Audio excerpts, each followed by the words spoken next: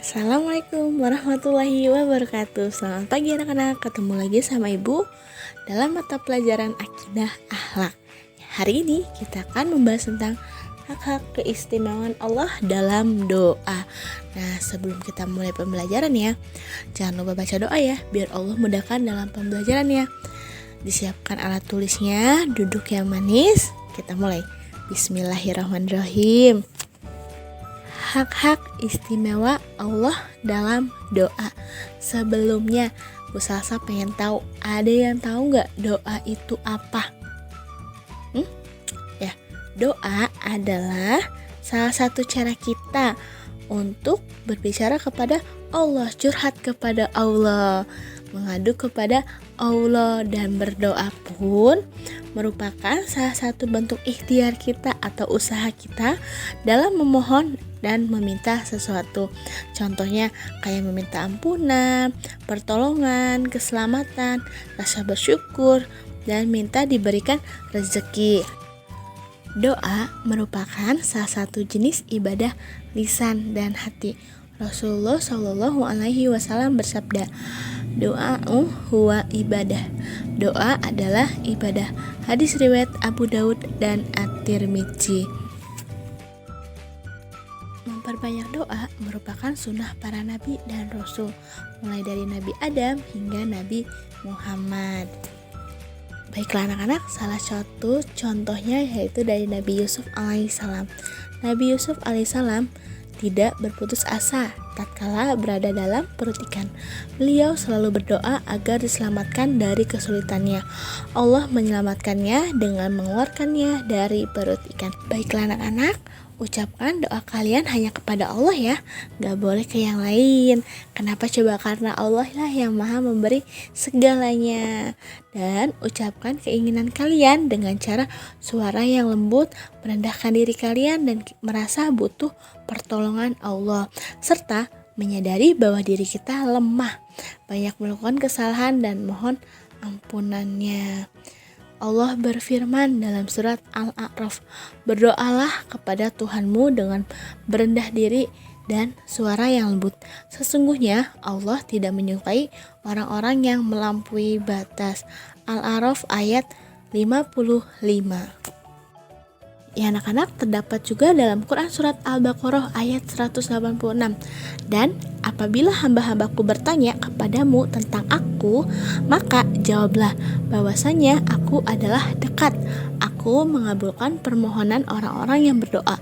Apabila ia memohon kepadaku, maka hendaklah mereka itu memenuhi segala perintahku dan hendaklah mereka beriman kepadaku agar mereka selalu berada dalam kebenaran. Quran surat Al-Baqarah ayat 186. Kita masuk ke keutamaan dan kemuliaan doa. Di sini ada 7.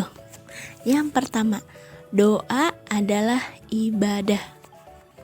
Doa termasuk ibadah lisan dan hati. Allah berfirman dalam Quran surat Al-Ghafir ayat 60. Dan Tuhanmu berfirman, berdoalah kepadaku, niscaya akan kuperkenankan bagimu. Sesungguhnya orang-orang yang menyombongkan diri dari menyembahku akan masuk neraka jahanam dalam keadaan hina dina. Nauzubillah min zalik ya. Nah, yang dimaksud doa dalam ayat 60 di surat Al-Ghafir adalah berdoa yang bersifat permohonan, dan berdoanya harus lebih khusyuk dari beribadah. Bukan berarti ibadah gak boleh khusyuk ya, ibadah juga harus khusyuk. Artinya barang siapa yang sombong tidak mau beribadah, pasti sombong dong dan tidak mau berdoa, merasa aku paling segala ya, padahal kita itu tidak bisa apa-apa, yang maha segala itu cuman Allah. Nah, dengan demikian ancaman ditujukan kepada orang-orang yang meninggalkan doa karena sombong. Ancamannya apa? Tadi akan masuk neraka jahanam dalam keadaan hina dina. Nauzubillah min zalik ya. Nomor 2. Ibadah yang paling mulia di sisi Allah. Doa adalah ibadah yang paling mulia di sisi Allah. Rasulullah Shallallahu Alaihi Wasallam bersabda, laisa say'u akharoma 'alallahi minad doa. Tidak ada sesuatu yang paling mulia di sisi Allah daripada doa. Hadis riwayat At-Tirmidzi. Yang ketiga, Allah murka terhadap orang-orang yang meninggalkan doa.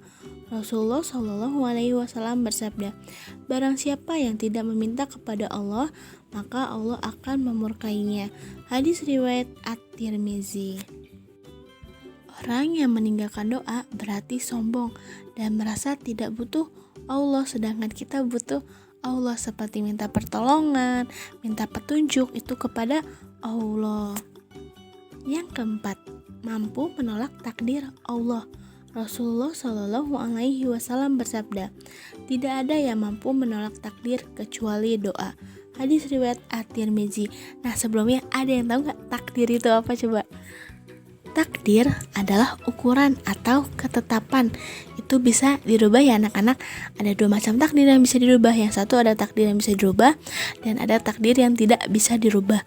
Takdir yang bisa dirubah seperti kayak kepintaran atau kepandaian, terus kekayaan atau kesehatan. Nah, seseorang yang ingin pandai maka harus berusaha, dan usaha tersebut antara lain dengan cara belajar dan berdoa supaya kita dimudahkan dalam pembelajaran. Makanya ibu sering sebut seperti itu ya anak-anak. Apabila kita ingin kaya atau ingin punya segalanya, tentunya kita harus rajin menabung, hemat, giat, dan rajin sedekah, itu ikhtiarnya. Sedangkan doanya ya kita harus rajin berdoa, ya Allah mudahkanlah rezeki untukku dan Umi dan juga Abi, seperti itu doanya. Dan kesehatan pun juga gitu, dengan cara kita berolahraga caranya, terus menjaga kesehatan, terus makan makanan yang sehat, dan doanya, ya Allah berilah kesehatan untukku dan juga Abi dan Umi, seperti itu anak-anak. Makanya takdir juga bisa dirubah dengan doa dan ikhtiar. Misalkan gak ada sih sebenarnya takdir Allah itu yang gak baik. Nah, ketika ada takdir Allah yang gak baik, di situ Allah pengen nguji seberapa kita lancar doanya kepada Allah, curhatnya kepada Allah, memintanya kepada Allah. Maka dari itu takdir pun bisa dirubah dengan doa. Ada takdir yang gak bisa dirubah ya, contohnya kayak kiamat, itu gak bisa dirubah dengan doa. Itu udah jadi ketetapan dari Allah atau ketentuan Allah, udah ditentuin sama Allah kapan itu terjadi ya kiamat. Tapi kalau misalkan seperti kepandaian, kekayaan, atau kesehatan, itu masih bisa kita rubah. Misalkan kita sering sakit, itu dengan cara kita berolahraga, terus menjaga kesehatan, dan juga berdoa gitu anak-anak.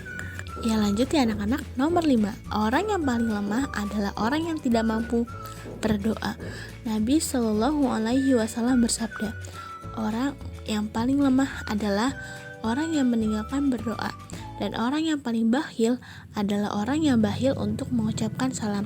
Hadis riwayat At-Tabrani. Lanjut ya anak-anak. Nomor 6, Allah memerintahkan berdoa. Barang siapa meninggalkan doa, berarti telah menentang perintah Allah.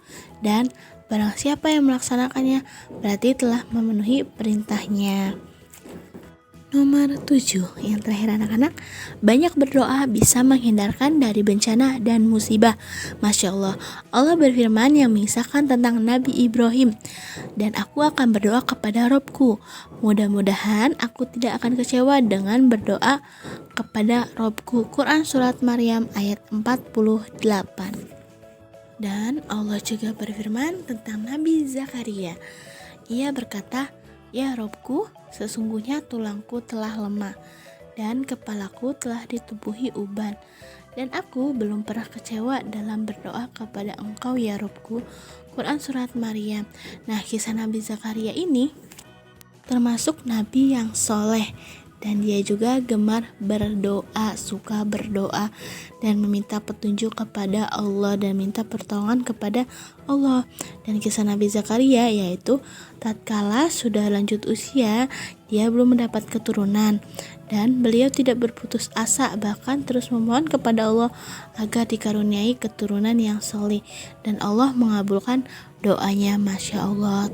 Baiklah anak-anak, tugasnya yang pertama, tuliskan dalil yang menjelaskan bahwa berdoa adalah ibadah. Hadisnya yang tadi ibu bacakan di awal ya. Yang kedua, apa itu doa? Yang ketiga, mengapa kita harus berdoa? keep hamasa. Nah, cukup sekian materi yang bisa Ibu sampaikan. Semoga bermanfaat. Jangan lupa tugasnya dikerjakan ya. See you next time. Wassalamualaikum warahmatullahi wabarakatuh.